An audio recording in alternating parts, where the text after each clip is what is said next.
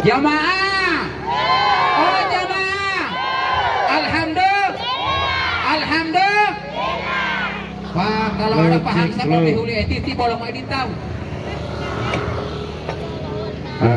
Alika mama beriki nanti jo. Di tunggu teh gua latihan balik. Oke. Alhamdulillah. Deo wa syukur pasinti wala tano deo beito. Dewa. Deo wa syukur enggak de malpata itu silitando. Deo wa syukur bobotalu untuk malau de hati-hatilio ea talo ngohime oduda talo nikmati tio ea tamula mahai moli momota tutu umalo ngohime oduda talo nikmati odalanto amilana. Salawat wa salamu bobotalu untuk Nabi Muhammad sallallahu alaihi wasallam. Panggil pertama udah ngalali walaupun lata lu dua hiling alio dua antu timah-timah mangasare atilio. Syukur itu lata dua umur syukur yang ada lata dua. Insyaallah itu amiat ada boleh sehat ya ikuat ya rezeki atau belah hebat ya tunggu malah akhir ya wau tipe ya aminia. Amin. Mai dapat olak. Ayo jamaah. Oh jamaah. Alhamdulillah. Alhamdulillah. Alhamdulillah. Dengan melafazkan basmalah Bismillahirrahmanirrahim. Kami mengundang Ustadz Haji Syaifuddin Mateka SAG. Disilahkan. Beliau adalah pembina KBIHU, Kelompok Bimbingan Ibadah Haji dan Umroh Duyufur Rahman Kota Gorontalo. Disilahkan.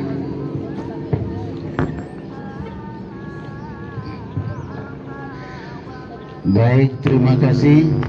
Assalamualaikum warahmatullahi wabarakatuh. Bismillahirrahmanirrahim. Innal hamdalillah nahmaduhu wa nashkuruhu wa nasta'inuhu wa nastaghfiruhu wa nasta'dih wa na'udzu billahi min syururi anfusina wa min sayyiati a'malina wa may yahdihillahu fahuwal muhtadi wa may yudlil falan tajida lahu waliyyan mursyida. Wassalatu wassalamu ala rasulillah Sayyidina Muhammad ibn Abdullah wa ala alihi wa sahbihi wa man tabi'ahu wa mawala. Amma ba'du, qala Allah Ta'ala fil Qur'anil Karim, a'udzu billahi minasy syaithanir rajim.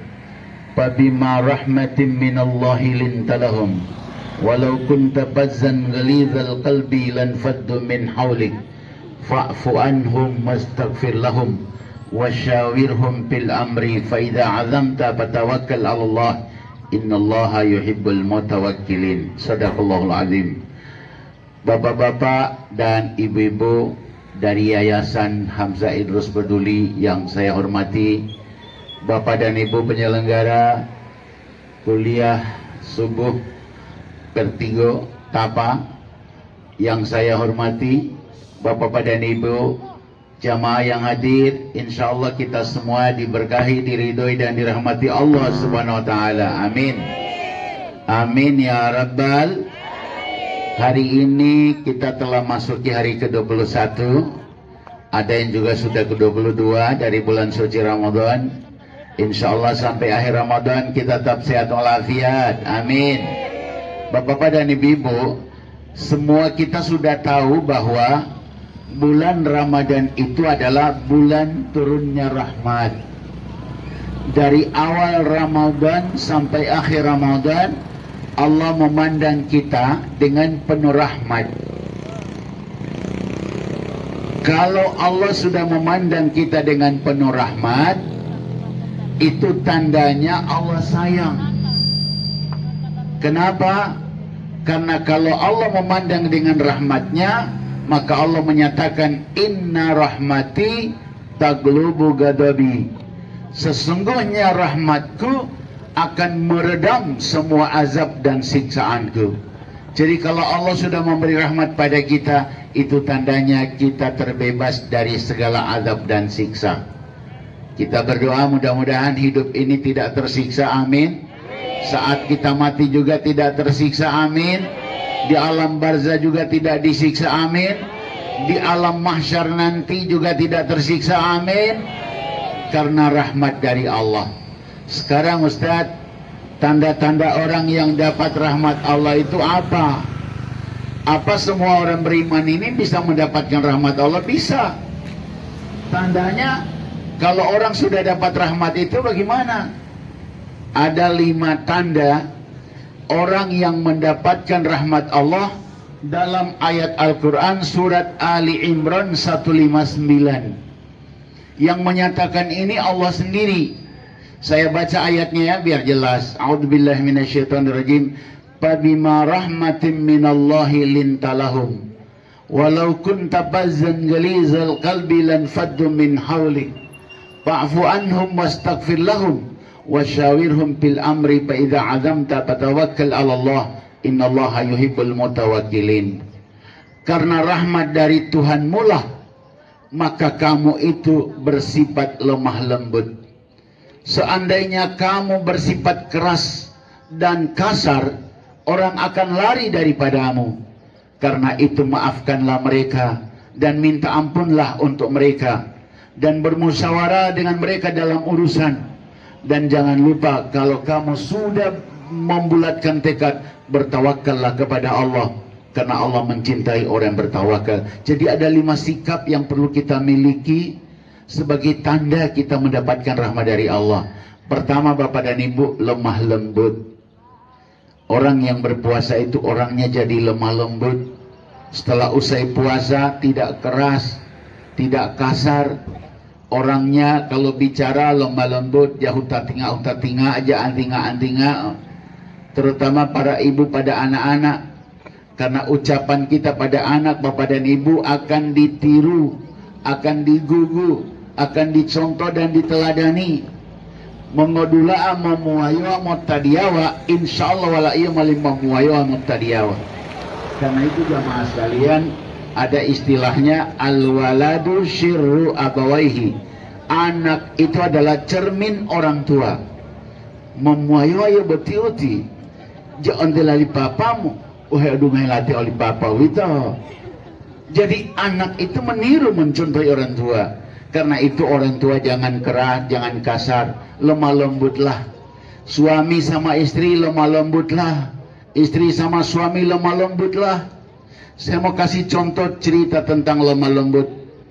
Satu hari Rasulullah Sallallahu Alaihi Wasallam bertengkar sama istrinya Siti Aisyah.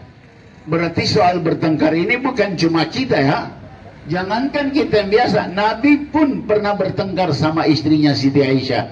Kebetulan Siti Aisyah itu masih muda sekali, sedangkan Nabi udah tua sekali. Bedanya Siti Aisyah 9 tahun, Nabi 51 tahun.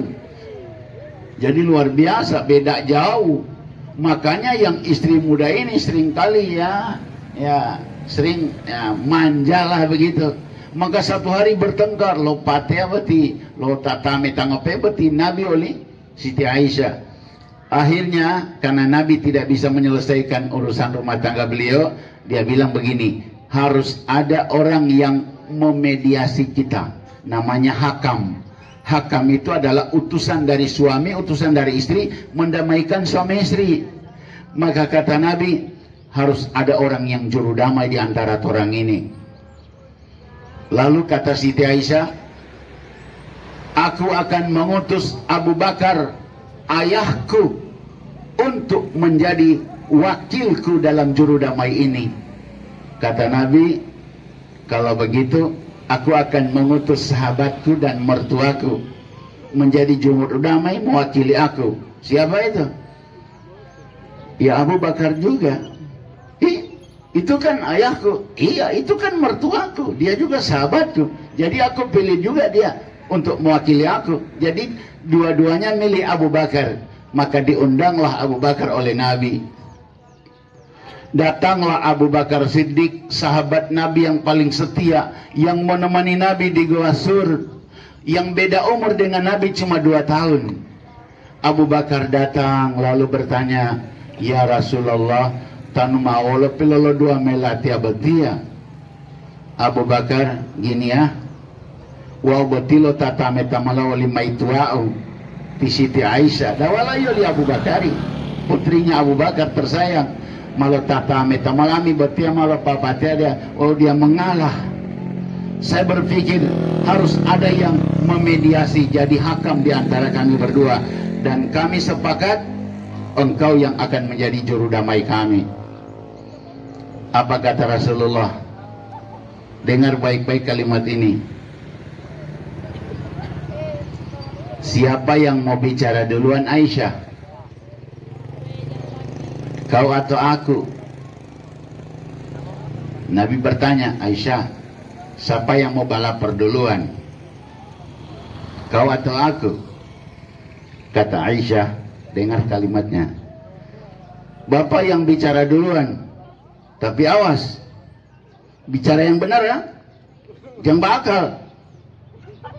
Bayangkan Siti Aisyah bicara sama Nabi, lapor yang benar, jangan berdusta. Begitu kata Siti Aisyah jangan berdusta, melayang tangan Abu Bakar menempelin pipi putrinya tercinta. Tak, kepala angin anak.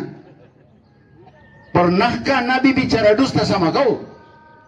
Saya sahabatnya, saya kenal dari kecil. Beliau ini adalah orang jujur dan benar, tidak pernah berdusta. Lo mulai atau Nabi bicara benar, jangan berdusta. Ibu bapak, begitu Aisyah ditempelin oleh bapaknya, apa yang dilakukan Siti Aisyah? Beliau lari, berlindung di balik punggung Nabi sambil memeluk badan Nabi.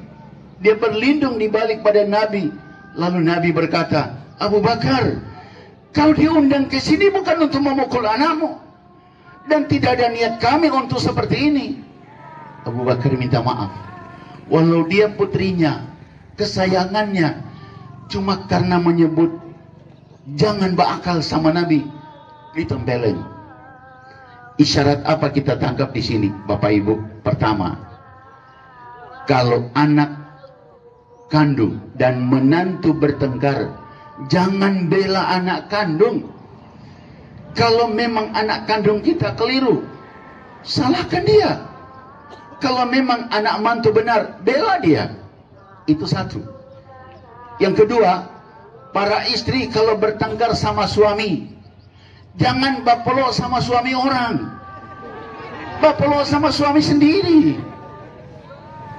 Berlindunglah di balik punggung suami, karena suami itu ditakdirkan Allah jadi pelindungmu. Ada orang lain bertengkar di dalam kamar, hanya keluar dari kamar pergi dia buat telepon teman lama atau orang reuni. Di reuni itulah mulai curhat dan sebagainya. Kadang curhat di FB, akhirnya muncul orang ketiga. Ini yang parah. Jadi kalau berlindung, berlindunglah di balik suami, walaupun itu terhadap ayah kandung sendiri, karena suami ditakdirkan untuk menjadi pelindung kita. Suami itu Bapak dan Ibu, Allah takdirkan menjadi bagian dari hidup kita. Karena orang ahli cinta berkata, istrimu dari tulang rusukmu, tulang yang paling dekat dengan tanganmu agar engkau melindunginya, tulang yang dekat sekali dengan hatimu agar engkau mencintainya, tulang yang ada di sampingmu agar engkau jadi pendampingnya. Tulang itu bukan dari tulang tengkorak agar kau tidak puji dan puja bagaikan dewi, tidak pula dari tulang kaki agar tidak diinjak dan ditendang bagaikan bola. Karena itu Bapak dan Ibu, para istri, saya harapkan, ayo kalau ada persoalan selesaikan dengan hakam, ada juru damai, dan itu mewakili keluarga kita yang akan menjadi juru damai kita. Lalu yang kedua, andaikan para orang tua melihat ada anaknya bertengkar sama suami atau sama istri, jangan bela anak kandung. Kalau memang keliru, salahkan dia, suruh dia bertobat, suruh dia minta maaf. Andaikan anak mantu itu benar, bela dia walaupun cuma menantu kita. Baik, ini hikmah yang pertama. Jadi lemah lembut itu indah Bapak dan Ibu. Lemah lembut itu indah, dan kelemah lembutan itu menandakan ada rahmat dalam hati kita. Sehingga itu pesan saya, nanti kalau datang 1 Syawal, Idul Fitri, coba lembutkan hati kita. Ingat-ingat siapa yang pernah bertengkar dengan kita, siapa yang baku salah paham dengan kita, temui dia. Kalau dia sama dengan kita, peluklah dia. Kalau tidak, jabat tanganlah, mintakan maaf. Lemah lembutlah, karena lemah lembut tandanya rahmat Allah. Yang kedua, Walau kunta fazzan galizal qalbi lan faddu min haulik. Jangan berlaku kasar. Anak-anak, jangan suka menyumpah dan memaki, nak. Memaki itu dosa besar. Mutadia, memuayo, dan mangodu saliyo. Mungkin bapak dan ibu kurang dengar ini hadis. Ini hadisnya hadis sahih. Kami hafal dulu waktu saya masih di Sanawiyah di PGA 4 tahun. Itu bunyinya begini.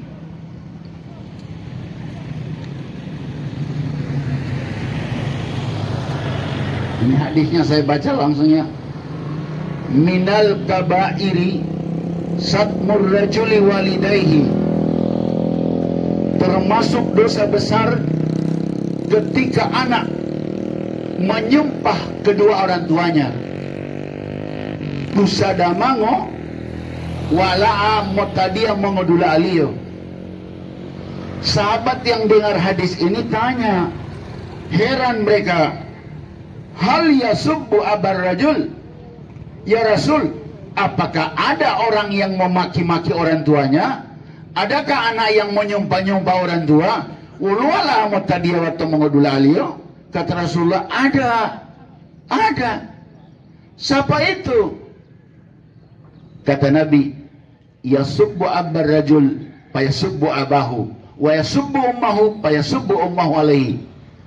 Orang yang memaki orang tua dari orang lain, sama dia dengan memaki ayahnya sendiri. Dan dia memaki ibu orang lain, sama dengan dia memaki ibunya sendiri.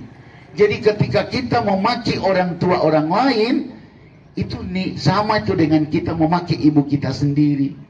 Jadi bukan orang tua dari orang lain yang kita maki, tapi ibu kita sendiri. Itu kata Nabi itu hadis. Sehingga itu anak-anakku, jangan bermaki nak, jangan bersumpah. Kata-kata itu cerminan isi hati. Apa yang keluar dari mulutmu, itu lambang isi hatimu. Coba saya mau kasih contoh. Ini cerek atau poci. Itu terbuat dari seng atau aluminium. Kita tidak tahu isinya apa. Tapi kalau kita tumpah kemari, yang keluar dari mulut poci itu hitam, kita tahu isinya kopi. Begitu dah? Kalau yang keluar dari mulut itu coklat, itu isinya teh. Kalau yang warnanya oranye atau orange, itu berarti orson. Kalau yang keluar itu putih bagabu-gabu, itu namanya mojito. Apa yang keluar dari mulut itu gambaran isinya. Contoh lain, orang kalau punya septic tank itu septic pembuangan tai. Ada kan penguapan toh? Corong penguapan, ada pipa berapa inches ke atas. Dia bola mola. Mau todo dia lah, mau todo. Dia bayangkan penguapan saja mau todo, apalagi utam tembulat dalam yang septic tank baik. Begitulah Bapak dan Ibu, apa yang keluar dari mulut kita melambangkan apa yang ada di hati kita. Sehingga itu ada ahli bijak berkata begini, tidak usah kau sembunyikan apa yang di hatimu. Aku sudah tahu dari ucapan yang keluar dari mulutmu. Tahu dalam mahilamu. Dari mana? Dari apa yang kau ucapkan. Sehingga itu jamaah sekalian, hati-hati mengucapkan kata-kata, karena itu simbol dari isi hati kita. Dan perlu kita fahami bahwa kata yang keluar dari mulut kita itu beresiko. Beresiko bagaimana? Beresiko pada diri kita. Sehingga itu Nabi bersabda, salamatul insan bihifzil lisan. Selamatnya manusia dari karena dia mampu menjaga lidahnya. Ada seorang sahabat datang pada Nabi. Dia minta dijamin masuk surga. Ya Rasulullah, tolong jamin kemari saya bisa masuk surga. Iya, boleh. Cuma saya juga minta dijamin. Ya Rasulullah, minta dijamin apa? Nabi bilang, mayyadman li ma baina lihyaihi wa ma baina fakhidaihi adman lahul jannah. Jika kau mampu menjamin sama aku, sanggup menjaga yang di antara dua rahangmu dan di antara dua pahamu, aku jamin kau masuk surga. Di antara dua rahang apa? Mulut. Di antara dua paha, kemaluan. Kalau kita mampu menjaga, memelihara yang dua ini, kata Nabi, kau akan kujamin masuk surga. Karena itu jaga lidah, jaga mulut, jaga ucapan. Orang berkata, mulutmu harimaumu, ucapanmu adalah doamu. Terutama orang tua, bapak dan ibu ya. Mungkin bapak dan ibu kenal Imam besar Masjidil Haram, Masjid Nabawi, Abdurrahman As-Sudaisi. Abdurrahman As-Sudaisi itu kalau dia jadi imam, Masya Allah, orang menangis. Apalagi kalau dia yang bawa doa kunut. Tiap malam kan ada kunut di tarawih di Makkah ya, Makkah dan Madinah tiap malam, tidak nanti kunut pada kunut. Dari Ramadan pertama sampai Ramadan terakhir itu ada kunut terus itu di witir. Ibu bapak, Abdurrahman As-Sudaisi itu waktu dia masih kecil, bapak dan ibunya kedatangan tamu. Kebetulan tamu saat duduk, ibunya menyiapkan makanan. Saat hidangan sudah siap mau dihidangkan sama tamu, lari-lari kamar ini teh Abdurrahman ini masih kecil. Di sana kan padang pasir.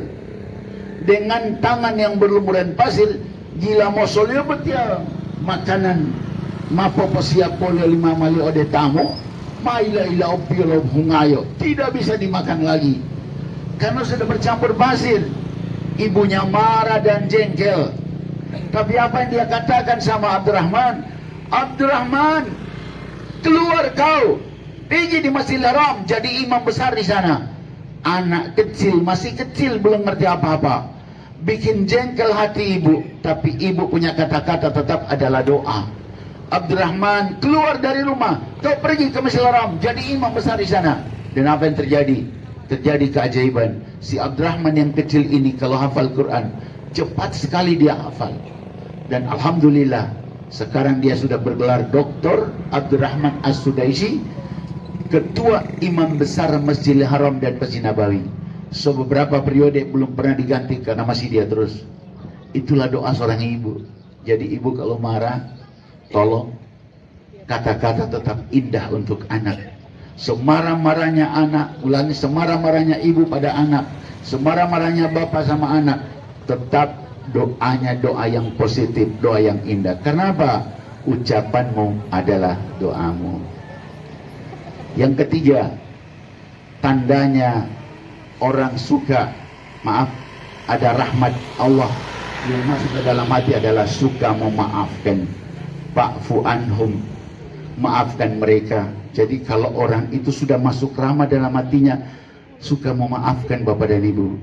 Dan saya mau kasih tahu bapak dan ibu, memaafkan itu adalah tindakan paling berat. Ketika kita disakiti, saat kita membalas, sanggup membalas, saat itulah kita maafkan. Sungguh luar biasa. Nabi pernah dalam perang tertidur. Karena kecapean, beliau bersandar di balik pohon. Waktu itu karena sahabat udah capek juga, mereka lalai menjaga Nabi. Tiba-tiba seorang musuh namanya Da'thur menghunus pedang, lalu ujung pedangnya diletakkan di leher Nabi. Merasakan ada yang sakit, Nabi buka mata. Lihat ada musuh di dalam. Kata si Da'thur, Muhammad, kemarin kau berani karena sahabat-sahabat ada di dekatmu. Sekarang kau tinggal sendiri dan ujung pedangku ada di lehermu. Katakan Muhammad, siapa yang bisa menolongmu dari ujung pedangku ini? Tinggal sedikit lagi dah jujur mati. Nabi tenang, karena memang sifat Nabi begitu, tidak kasusu. Beliau tenang menjawab pertanyaan Da'thur, siapa yang bisa menolongmu Muhammad? Langsung dia ucap, Allah. Mohon maaf bapak dan ibu, kata Allah itu adalah kata yang berulang beribu kali dalam Quran. Semua ayat surat dalam Quran pasti ada kata Allah. Kata yang terbanyak dalam Quran adalah Allah. Berarti ayat Quran yang paling banyak dibaca adalah Allah. Bapak dan Ibu, kalau Allah itu diucap dengan tulus ikhlas dari dalam, itu mampu menggetarkan lawan-lawan dan musuh-musuh kita. Begitu Nabi buka ucap Allah, langsung daksur tersungkur, gemetaran tubuhnya mapol-pol palia madelo ilok dunggalo hute patang male tonggobu, dia terduduk, pedangnya terlepas. Kalau di Gorontalo itu tangguli ilmu lohute, kalau di Jawa disebut dengan ilmu lampah lumpuh Brahma Kumbara dalam ilmu saur sepuh. Tapi kalau di Gorontalo, jangankan manusia, sapi saja melihuteal. Ada doanya itu, hute mahutea, hute melambea. Ibu bapak saudara sekalian, pada saat dasur tersungkur dan gemetaran tubuhnya tidak berdaya lagi, Nabi ambil pedangnya dan dia balik lagi. Dasur, tadi kau berani karena pedang ada di tanganmu, sekarang pedang ada di tanganku dan tidak ada yang bisa menolongmu. Katakan Dasur, siapa yang bisa menolongmu? Dasur mah polo-polo palimak dilui temamat daya uti. Apa kata Dasur? Tidak ada yang bisa menolongku Muhammad kecuali bila engkau mau memaafkan aku. Aku tak berdaya Muhammad, aku minta maaf. Tiba-tiba Nabi bilang, berdiri, ku maafkan kau. Saat itulah Daksur menangis. Dia genggam tangan Nabi sambil berkata, asyhadu an la ilaha illallah wa asyhadu annaka ya Muhammad Rasulullah. Ku bersaksi tidak ada Tuhan selain Allah. Ku bersaksi engkau Muhammad adalah Rasul utusan Allah. Masuk Islam di tengah medan perang hanya karena Nabi memaafkan Daksur yang sudah tidak berdaya. Kalau musuh saja disuruh maafkan, apalagi dia adalah teman kita yang dulu di SD pernah bersama, apalagi tetangga kita yang sama-sama satu lingkungan dengan kita, apalagi dia masih bagian dari keluarga besar kita. Jadi saling memaafkan itu indah, bagus sekali Bapak dan Ibu. Dan percayalah, siapa yang suka memaafkan, Allah akan mengampuni semua dosa-dosanya. Surat An-Nur ayat 22, Falyafu wal yasfahu ala tuhibbuna ayaghfirallahu lakum. Maafkan kesalahan mereka, berlapang dadalah dengan mereka. Tidak sukakah kamu kalau aku akan ampuni semua dosa-dosamu? Berarti memaafkan kesalahan orang lain, berarti Allah mengampuni dosa kita. Jemaah sekalian, yang keempat, supaya semua cepat habis karena mulai siang ini. Yang keempat, jangan lupa musyawarah. Dulu lupa, kalau ada persoalan, tabayun, klarifikasi.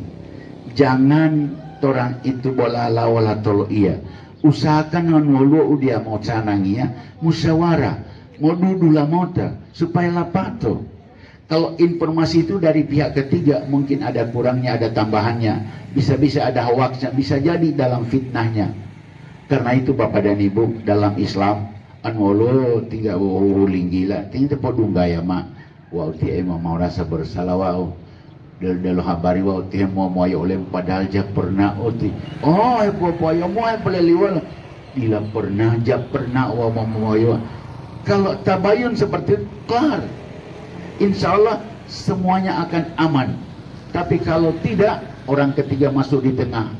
Apalagi yang disebut tukang adu domba, mau mama mau matua. Hepoleli wolo yang mulai tu, hepoleli mulai tu. Awak. Tampolo hulu, omong lumai kan ada deh. Uli tampolo hulu ta sekolah. Awak. Oh tampolo, cak. Awak. Oh pahutuli. Oh bodi balal. Dulu begitu. Ya. Orang tukang adu domba namanya an-namimah. Orang bisa diadu domba karena tidak ada tabayun. Coba sebaiknya kita dalam kehidupan ini selalu bermusyawarah. Modu pakun yang paling paling kalimat yang paling tepat untuk itu. Dulu Pak Tawali pakun ya. Musyawarah itu ya bagus sekali. Satu contoh, ini cuma satu contoh saja, satu kasus. Pernah satu hari Umar bin Khattab datang ke rumah Nabi. Nabi itu menantunya Umar, karena Siti Hafsah binti Umar dinikahi Nabi setelah menjanda. Berarti Umar sahabatnya sekaligus mertuanya. Umar datang. Begitu datang, kedua lo Abi Hafsah, kedua lo ti Papa Hafsah. Mari silakan. Bila malo Nabi ti Umar tibo mulai tampela kuliah. Oh ya, puyo otak politik, ulu yang tidak senang ini. Ya Rasulullah, mau lo Umar. Wati melapur lolo. Sikap li Abu Bakar idolati jatuh hilalati ya. Tenang dulu, tenang. Kasih tenang dulu, jangan dulu balaper kan? Jangan dulu balaper, kasih tenang dulu, kau punya hati baru bicara. Jadi bila tenang dia mola. Dia bila tentang Nabi mah tenang hilali ya. Dia silakan balaper apa. Kemarin saya berjalan ketemu Abu Bakar. Bila melatih Abu Bakar malah untuk melatih mulu-mulu. Hei malatih dia salamu. Tidak pernah. Dia kan yang tua. Dia juga yang melihat saya duluan. Mestinya dia yang salam duluan sama saya. Tidak pernah. Dia tidak tegur, dia tidak salam. Mawatnya salamu. Dewi itu tilu liya-liya. Saya malololahu. Walaupun ngoli Abu Bakar olah awatiwa. Dia mau ngata beleli. Dia mau hile-hile toli. Apa yang bikin marah sama dia sama aku ini? Jadi waktu yang mau hile. Kembang oleh Rasul. Abu Bakar rupa tidak senang sama saya, Pak. Karena waktu kami ketemu dia tidak mau kasih salam sama saya. Kata Nabi, Umar, ini harus diklarifikasi ya. Karena uti persoalan dua belah pihak, Jamali mau menerima sepihak. Pak itu dua meti Abu Bakar ya. Jo, Aisyah, undang kamari tisebe. Sudah, datanglah Abu Bakar tanpa ada rasa curiga, rasa sedikit pun perasaan Abu Bakar tidak ada. Yo maili, assalamualaikum warahmatullahi wabarakatuh. Mari silakan. Abu Bakar duduk. Begitu Abu Bakar duduk, Abu Bakar, ulumal pehilala klarifikasi lemah tabayun.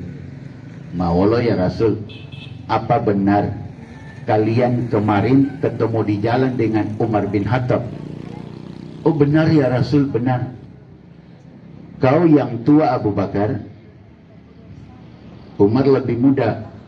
Kau yang lihat duluan sama dia, tapi kenapa kau tidak beri salam lebih dulu sama Umar? Nanti Umar beri salam baru kau jawab. Ada apa? Walau kau yang ngam oleh Umar, mau lo tilala oleh Umar apa tidu salamun di Umar? Dengar kata-kata Abu Bakar. Ya Rasulullah, saya pernah dengar Bapak bilang sama kami, jika bertemu dua orang sahabat, maka siapa yang memberi salam lebih dahulu kepada sahabatnya, Allah akan siapkan baginya sebuah istana di sorga. Dan saya mau istana itu akan didapatkan oleh sahabat saya Umar ibn Khattab. Allahu Akbar. Umar yang tadinya buruk sangka, tak senang sama sikap Abu Bakar, langsung berdiri menangis dan minta maaf. Dia peluk Abu Bakar, mahila ambung wa mahila maaf oleh masalah sangka wa harap moingo harap wa moingo lau. Ternyata hikmahnya apa? Niat baik kita sama orang kadang ditanggapi negatif juga. Padahal niat Abu Bakar sama Umar itu ingin Umar kasih salam duluan sama aku, biar kau akan mendapatkan surgamu. Tapi Umar menanggapi negatif, karena itu namanya su'uzon. Maka su'uzon ini akan hilang kalau ada namanya tabayun. Tabayun itu klarifikasi. Modulo hupa alum motombanga. Walau betisa babule mamotombanga ma. Dan itu yang perlu dalam kehidupan kita. Itu namanya musyawarah dalam agama. Amruhum syura bainahum. Yang terakhir Bapak dan Ibu, fa iza azamta fatawakkal 'alallah. Orang yang mendapatkan curahan rahmat dari Allah, kalau ada persoalan, dia tidak frustrasi, tidak patah hati, tidak apatis dan tidak putus asa. Ulo tak dunggalo panyaki, karena di dua tahangnya ilate lo ya umi pahutalo nyawa di dua tahangnya, tidak boleh. Ada yang mengalami depresi, krisis karena diputus cinta. Sudah jo, Muhammad Ali mempindah yang mate. Ibu bapak saudara sekalian, orang yang putus asa, apatis dan frustasi seperti itu kalau mati kafir. Wala tai'asu min rauhillah, Innahu la yai'asu min rohillah illal qaumul kafirin. Jangan kalian putus asa dari rahmat Allah, yang berputus asa hanya orang kafir. Jadi kalau ada orang mati karena putus asa, matinya mati kafir. Hukum Quran itu. Karena itu bagaimana caranya Ustaz? Caranya tawakal. Apa itu tawakal? Berserah diri kepada Allah. Pada waktu Nabi Ibrahim akan dibakar, jelas dia akan angus gosong jadi abu. Tapi karena tawakalnya, api mendingin di tubuhnya. Pada waktu Nabi Yunus ditelan ikan paus, pasti dia akan mati. Tapi karena tawakalnya, ikan paus memuntahkannya di pinggiran pantai. Pada saat Musa dikepung di Lautan Merah, dia pasti akan tenggelam dan akan binasa oleh tentara Firaun. Tapi karena tawakalnya, tongkat yang terbuat dari kayu bisa membelah lautan yang luas. Tawakal bisa merubah segalanya. Percayalah Bapak dan Ibu, sifat tawakal itu dimiliki oleh burung. Coba lihat burung, saat pagi hari perutnya lapar, dia lepas dari dahan lalu terbang mencari makan.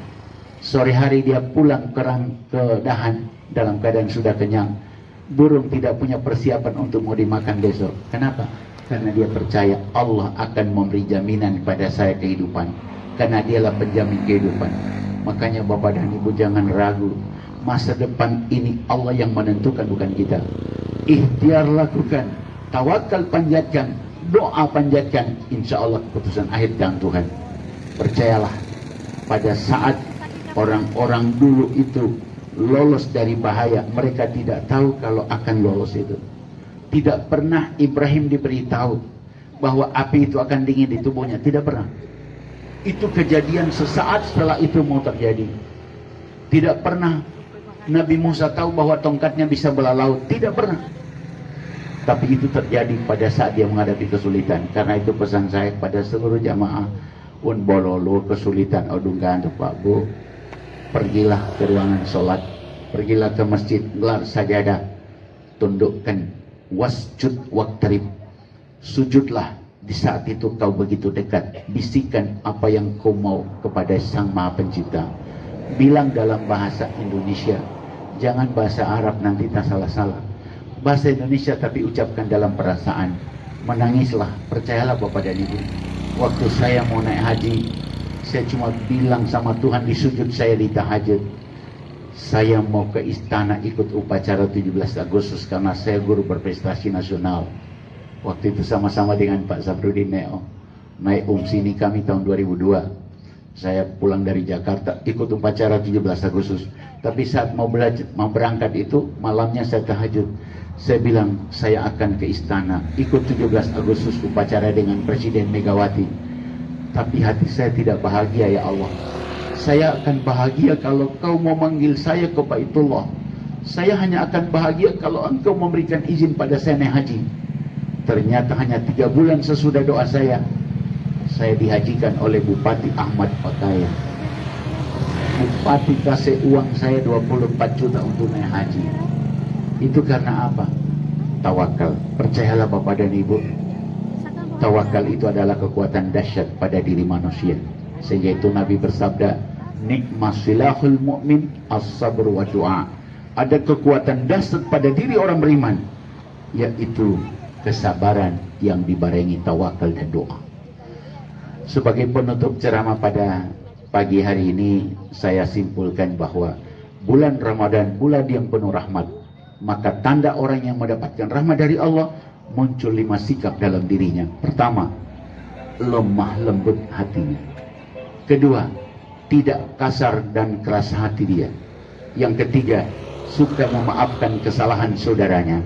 Keempat, suka bermusyawarah, moduluhu dan tabayun.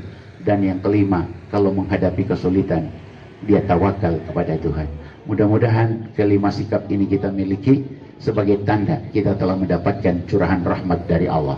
Demikian dan sekian, terima kasih kepada Yayasan Hamzah Idrus Peduli, kepada teman-teman penyelenggara, semoga ada manfaat, ada hikmah. Bila ada kurang lebih mohon dapat dimaafkan. Pada Allah segala urusan kita kembalikan. Wallahul muwaffiq ila aqwamit thariq. Assalamualaikum warahmatullahi wabarakatuh.